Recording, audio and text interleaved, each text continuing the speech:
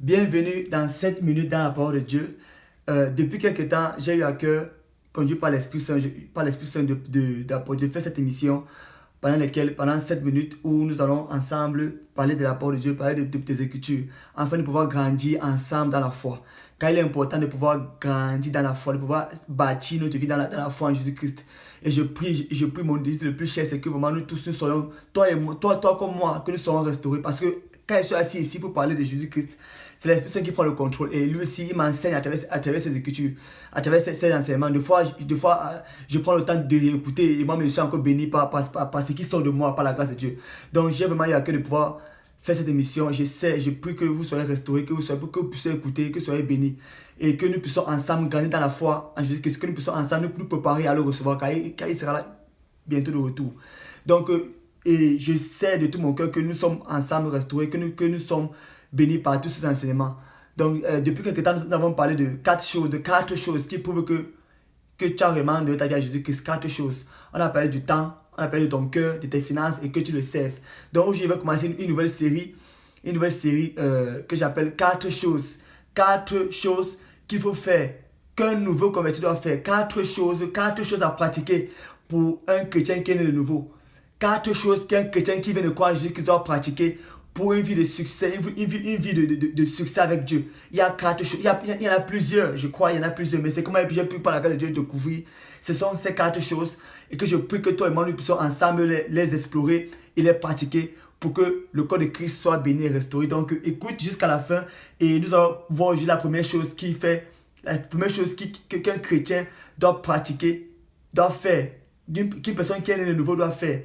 Et je prie que tu sois béni. Donc, quatre choses qu'un chrétien qui est né de nouveau doit pratiquer pour pouvoir grandir et pouvoir avoir une marche heureuse avec le Seigneur. Donc, je tire cet enseignement du livre des Actes des Apôtres au chapitre 2. Donc, c'est un chapitre long, je vais couper. C'est un chapitre long et je veux que tu puisses lire. Tout le chapitre 2, c'est le jour où l'Esprit Saint est tombé pendant la Pentecôte sur les apôtres. Et qu'est-ce qui se passe? L'apôtre Pierre se lève, il se met à prêcher et 3000 personnes sont converties. 3000 personnes croient en Jésus-Christ par la prédication de l'apôtre Paul le jour où il a reçu l'Esprit Saint. Et qu'est-ce qui se passe plus tard? Je vais lire plutôt au chapitre 2, à partir du verset 40. À partir du verset 41. Donc, je vais lire plutôt à partir du verset 41. Qu'est-ce qui se passe? L'apôtre Paul prêche et 3000 personnes croient en Jésus-Christ. L'église commande. Donc, ils sont nés de nouveau. Et qu'est-ce qu'il fait? Actes des Apôtres, chapitre 2, à partir du verset 41. Je lis pour toi. Ceux qui acceptaient la parole furent baptisés. Et à ce jour-là, le nombre des disciples augmenta d'environ 3000. Verset 42. Ils persévéraient tous dans l'enseignement des apôtres. Ils persévéraient tous dans l'enseignement des apôtres. Donc après qu'ils soient nés de nouveau, ils ont commencé à faire quoi? À persévérer dans l'enseignement des apôtres, dans la parole de Dieu. Dans la première chose qu'un chrétien doit faire, une personne qui est née de nouveau doit faire, c'est quoi? C'est de persévérer dans les Écritures, dans la parole de Dieu, de la méditer. Parce qu'eux n'avaient pas la Bible. Leur Bible était les apôtres. Pourquoi? Parce que les apôtres ont marché avec Jésus-Christ. Eux ne le connaissaient pas. Nous, aujourd'hui, on a la Bible. Donc, on doit persévérer dans les Écritures. Eux, ils persévéraient où? Dans les enseignements des apôtres. Pourquoi? Parce que les apôtres étaient leur Bible. Mais aujourd'hui, nous avons la parole de Dieu. Un chrétien qui est de nouveau doit premièrement persévérer dans les Écritures. Tu dois lire, tu dois méditer la parole de Dieu. Un chrétien qui est de nouveau doit premièrement faire quoi? Persévérer dans les Écritures. Demeurer dans la parole de Dieu. Doit la méditer jour et nuit. C'est comme un enfant, une personne qui vient de naître. Un enfant qui vient de naître, c'est normal. Il faut qu'il puisse manger, qu'il se nourrisse. Vous avez remarqué que je parle beaucoup de méditer la parole de Dieu. Pourquoi? Parce que c'est la clé. C'est la clé des clés. C'est la clé des clés. Et Dieu a dit ça à Josué. Que Josué, sache que tu ne peux pas conduire mon peuple. Tu ne peux pas marcher avec moi si tu ne médites pas ma parole jour et nuit. Dans Josué 1, chapitre 1, verset 8. Il a dit à Josué, tu ne peux pas te donner la victoire à ce peuple. Tu ne peux pas aller loin avec moi si c'est que tu ne médites pas. Si que ma parole ne donne pas quoi? L'objet de ta méditation. Donc, une chose que toi et moi nous devons faire, une personne qui est née de nouveau doit faire, c'est de se nourrir. Un enfant doit se nourrir. Un enfant reste attaché au mamelle de sa mère pour se nourrir, pour grandir. Pourquoi? Parce que dans la nutrition se trouvent quoi? Les aliments qui vont forger tes os. Mais on ne mange pas. On ne mange pas, on ne se nourrit pas de la parole de Dieu. Ton esprit a besoin de se nourrir. Tout comme ton corps a besoin de se nourrir de la nourriture physique, de pas n'importe quoi, ce que tu manges. Ton esprit doit se nourrir. Et regarde ce qu'il faisait. Après avoir accepté Jésus-Christ, il persévérait dans l'enseignement des apôtres. Ils écoutaient la parole de Dieu. Ils écoutaient la parole des apôtres. Ils écoutaient la parole, ils écoutaient la parole, ils écoutaient la parole. Pour pouvoir nourrir leur esprit, afin de grandir. Tout comme un enfant qui vient de naître a besoin de faire quoi? De s'accrocher au mamelles de sa mère pour téter, pour se nourrir afin de grandir. Sinon il va mourir. Il va mourir. Si un enfant fait 2 jours sans... Un bébé qui vient de naître fait 2 jours sans manger, il va mourir. C'est pour ça qu'il crie, il pleure, il veut manger. Mais nous, on ne nourrit pas notre esprit. Et Dieu trouve ça que c'est pas normal. Dieu dit qu'il met au monde des enfants qui ne se nourrissent pas. On ne se nourrit pas de la parole.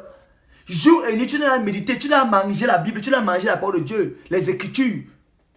Pour découvrir, pour pouvoir sortir les Écritures, cette substance que ton esprit a besoin pour grandir, pour croître.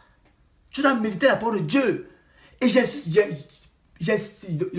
passe tout mon temps à insister dessus parce que je sais que c'est ça la clé de la réussite avec Dieu. C'est ça la clé de la vie chrétienne. Tu dois manger. Tu dois manger. Mange, mon frère, mange. N'aie pas peur de manger. Mange. Matin, midi, soir. Tu t'organises pour manger tes repas physiques. C'est pas le couscous, bien n'importe quoi, bien le riz, n'importe quoi. Mais prends le temps. Il faut aussi prendre le temps pour t'organiser, pour manger ta parole.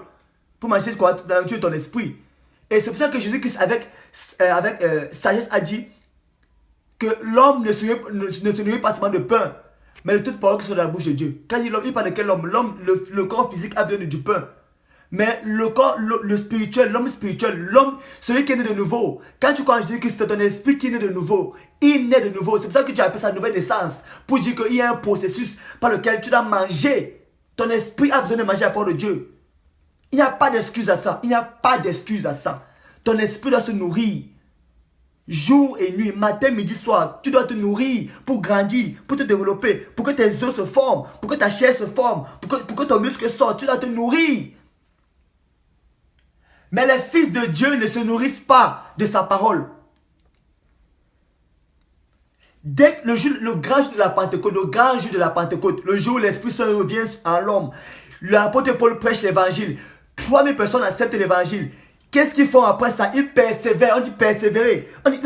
On dit bien, il fait quoi? Ils persévèrent. C'est-à-dire que persévérer veut dire que tu dois... il faut que tu puisses te donner de ta force. Tu dois persévérer. Il faut ton désir. Tu dois avoir le désir de persévérer. Tu dois persévérer. Ça veut dire que ça n'est pas facile. Tu n'as pas tout le temps envie de lire la Bible. Mais c'est pour ça qu'on dit bien qu'ils persévéraient. Et il y a une autre version qui dit, c'est la version Semeur. La version Semeur dit plutôt que dès lors, il s'attachait à écouter assidûment l'enseignement des apôtres. Tu dois t'attacher à la parole de Dieu.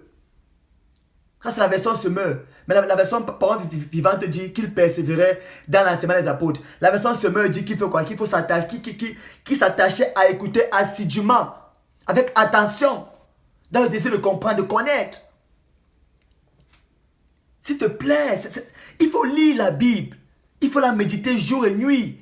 Prends le temps, organise-toi, médite-la. Tu dois te nourrir. Ton esprit a faim. Je peux voir d'ici. Ton esprit a faim. Je peux voir ça d'ici. Je vois ton esprit, il a faim. Il est chétif. Il est chétif. Il est fatigué. Il veut mourir. Ton esprit est à mort. Il y a des chrétiens qui sont morts-nés. Parce qu'un enfant qui, dès sa naissance, ne mange pas, va mourir. Il y a des chrétiens qui sont morts-nés. Qui sont plutôt nés morts. Ils sont nés aujourd'hui de nouveau, après ils sont morts quelques jours après. Pourquoi? Parce qu'ils ne se nourrissent pas. C'est pour ça que tu appelles ça la nouvelle naissance. Pourquoi? Parce que quand un enfant naît, quand une personne naît, il doit se nourrir. C'est un processus, il faut qu'il mange. C'est pour ça que l'apôtre Jean a dit que vous avez encore affaire au lait maternel. Au lait. Pourquoi? Parce que tu as besoin de nourrir du lait. Ton lait, c'est la parole de Dieu. Ton esprit en a besoin. Tout comme ton corps en a besoin de manger du riz ou de manger n'importe quoi. Ton esprit a besoin d'écouter la parole de Dieu. Ton esprit a besoin de manger des Écritures. Ton esprit a besoin de ça pour vivre, pour se former, pour se déployer, pour se manifester, pour grandir. Ton esprit a besoin de la parole de Dieu. S'il te plaît, écoute-moi. Ton esprit a besoin des Écritures pour se former. Oh. Mais tu n'as pas le temps pour ça. Tu t'en fous des Écritures. Tu ne lis pas, tu lis en passant. Tu fais jeûner ton esprit, pourtant ton corps doit jeûner. C'est ton corps qui doit jeûner, pas ton esprit. Ton esprit doit manger chaque jour, matin, midi, soir. Donc la première chose que doit faire un nouveau converti, c'est de se nourrir. Une personne qui a cru Jésus-Christ, la première chose qu'il doit faire, c'est de se nourrir. Il doit se nourrir, il doit manger. Tout comme faisaient les disciples qui ont cru à Jésus-Christ à la Pentecôte. Ils faisaient quoi? Ils se sont attachés à la parole de Dieu. Ils sont attachés à la nourriture spirituelle. Ils sont attachés aux Écritures. Attache-toi aux Écritures et tu verras la gloire de Dieu. Et tu vas grandir. On verra les choses, les trois autres dans les prochains épisodes. Mais pour l'instant, écoute ça et pratique, s'il te plaît, pratique. Ne vous bornez pas à écouter. Mais pratiquez, je t'en supplie, pratique. Nourris-toi, mange. Mange, n'aie pas honte, mange. Sois gourmand.